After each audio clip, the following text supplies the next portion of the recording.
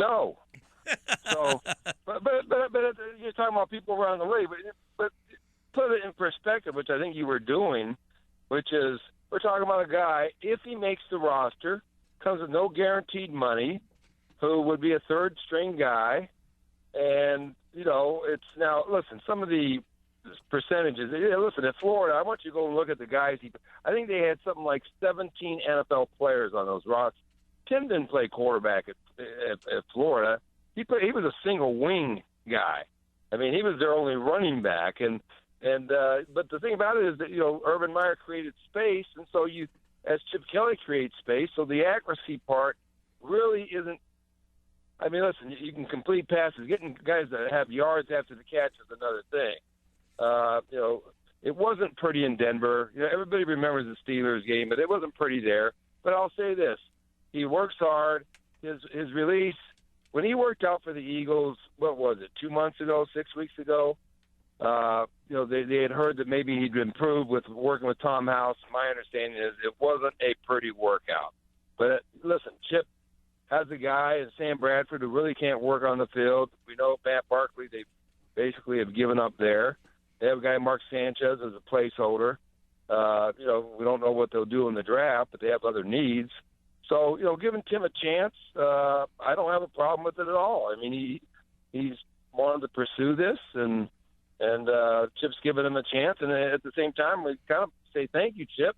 We don't have to talk about Marcus Mariota, and Jameis Winston for a couple of days.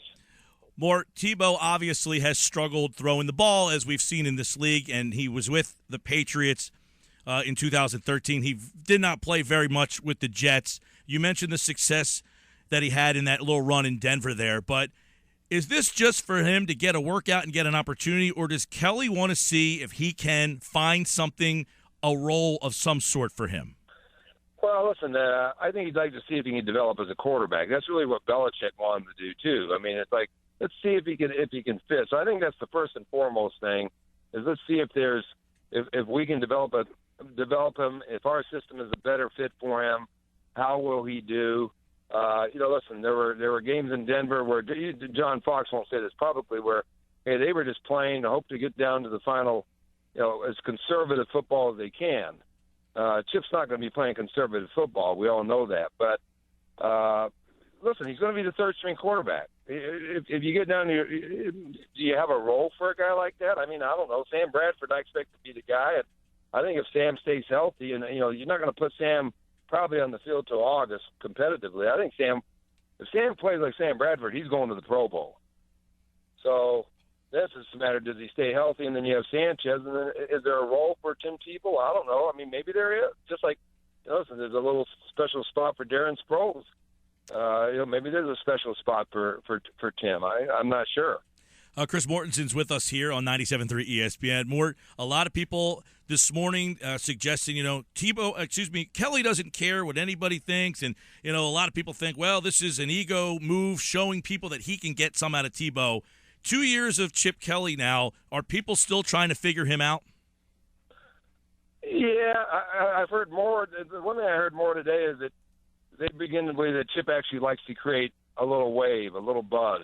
As I said, the workout from 6 weeks ago, I heard wasn't what they were hoping for. They could have signed him right on the spot if they were afraid, we're going to lose this guy, But obviously they couldn't trade Barkley, and at some point, it's just a case of some people around the league are beginning to wonder, well, Chip actually maybe he does care what people think, more in the line of, hey, I'll create a wave and a buzz about the team, and at the same time, you do get a guy who's going to come in there and work. I mean, but listen, that's to say that other football players aren't workers. I mean, a lot of these guys are hard-working football players, and Tim is one of those guys. Mort, but you got to have the skill set to survive in this league. It's a very cruel league. It'll expose you. But like I say, it's not like they signed him as a starter. Absolutely. And my question, I guess, would be, in this league, we are so programmed for the drop back passer or the classic thrower. If somebody accentuated Tebow's positives, could that style of offense compete in this league and say, look, we don't want to run a classic NFL offense, much like Kelly is trying to do. Would that be a way that Tebow could succeed, or even at that type of offense, would he just not be able to compete at the level needed to win in this league? Look, if you're skipping balls shown on air, that's troublesome, and I think that was going on even in the recent workout. So, you just wait and see. Listen, he's not going to play. Mm-hmm. That's my feeling is he's not playing. But if you had to play him, maybe. As I said, I think Chip does create more space for his receivers to run open, and the idea. So and there are certain throws. I watched Tim play a lot at Florida because my own son was in the SEC playing at Arkansas, and they paid a lot of attention to Tim. And hey, when you have guys like Percy Harvin and Louis Murphy and Aaron Hernandez, and they had like four all offensive linemen. 3 of them have been in the Pro Bowl, and they're defensive guys. Joe Hayden. I mean, the talent level of Florida was unbelievable, and Tim was basically a single wing back who ran the power stuff. And so the percentages were, hey, we're playing power football, and we got a guy wide open down the field. Tim, you hit him, So I don't know if you can do that in the NFL. But, I'm glad for Tim because I know this is his dream, and he's worked hard at it. He's never abandoned it. At the same time, there's no guarantee that he's going to make the team. Chris Mortensen is with us here. Mort, while we got you, how about Matt Barkley? Are the Eagles still trying to move him? Is there any takers, to your knowledge, on Matt Barkley?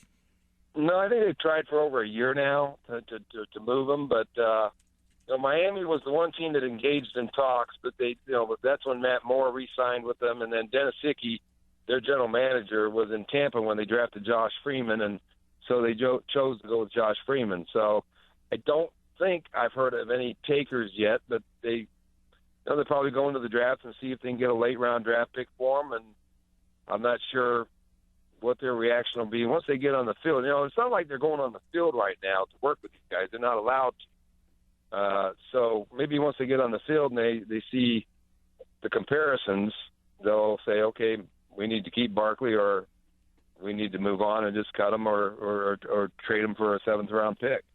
How prevalent is the talk continuously about Marcus Mariota, or has that died off as we get closer to the draft 10 days now? The only way anybody sees it, and I think Chip probably certainly told Marcus this, that shouldn't be looking for any massive trade up to get Marcus Mariota. I mean, but we know Chip's capable of surprise. Now, if Marcus actually started to slip, which I don't believe he is, by the way.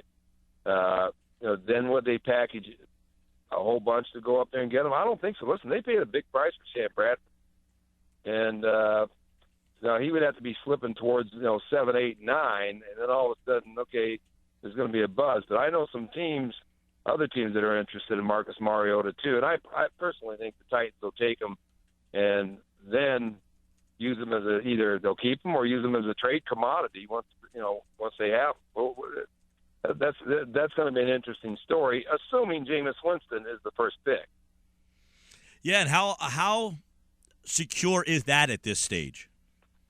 Well, it feels secure. I mean, it feels like they've kind of made up their mind.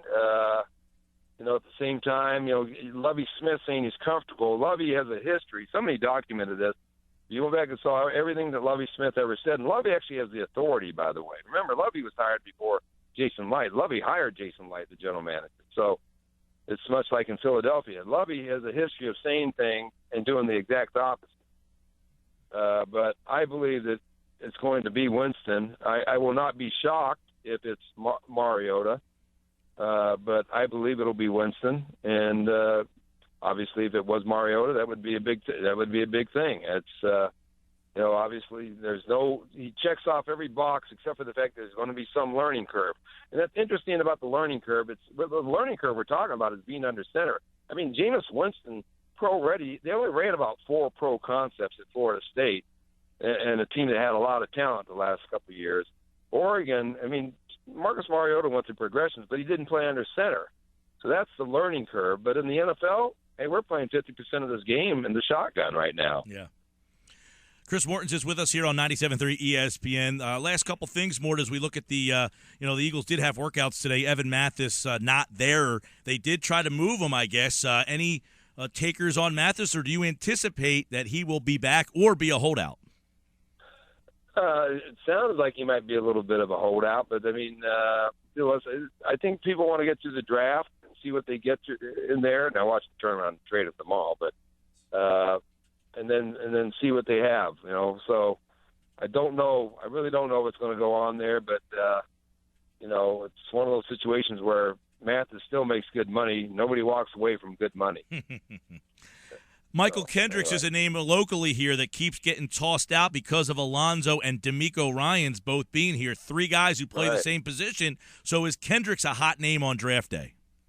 Well, it could be. If you're trying to manipulate around, that's why the Marcus Mariota thing was kind of interesting back then, because when they traded LaShawn McCoy, my first thought was, man, why wouldn't you say McCoy as a chip to move way up? Because McCoy obviously has kind of like a little superstar value to him. But I think because of the money and then they had a chance to get Alonzo, who's recovering from his own surgery. Yeah, Michael Kendricks could be somebody who could be moved, but you still need depth. I mean, Kendricks can run. But, yeah, I guess if you had a target where you wanted to go and get a certain player, then Kendricks could be a commodity. Overall, Chris Mortensen, a wild offseason for Chip Kelly. I was watching the documentary on ESPN last night, the short on Jimmy Johnson coming in and basically just being radical from college and just trading picks and doing all things. Is this a similar situation with Kelly where he is really changing the way teams are running their front offices right now? I think they used to run them a lot like that. It wasn't just Jimmy. I mean, Ron Wolf was very frustrated when Jimmy was out of the league for a while. I mean, there were other people like Parcells. I mean, there were about 5 or 6 guys who would trade. They'd will and deal. And Jimmy has always been a firm believer, and there's others like that. Belichick's like this, which is the more picks you have, you're going to have a failure rate with your draft picks. The more picks you have, the better chance you have to increase your numbers. I mean, Jimmy Johnson had 3 fifth-round picks one year. One of those guys was Zach Thomas. That turned out to be pretty good. I'm not even sure who the other 2 guys were. So I think there's just a feeling like the more picks you have, you're going to hit on some, you're going to miss on some. Well, Mort, 10 days to the draft. We're looking forward to that because everyone's eyes will be on what Chip is doing. It's been a wild offseason here in the Delaware Valley so far, and today just added to it with the signing of Tim Tebow, ESPN's NFL insider. Chris Mortensen here on 97.3. Thanks, Mort. And you're sending a thank you note to Chip, right? All right. We got a bunch of them out to them. This whole offseason we've been sending them thank you notes. It's great. All right, man. Thanks a lot for your time.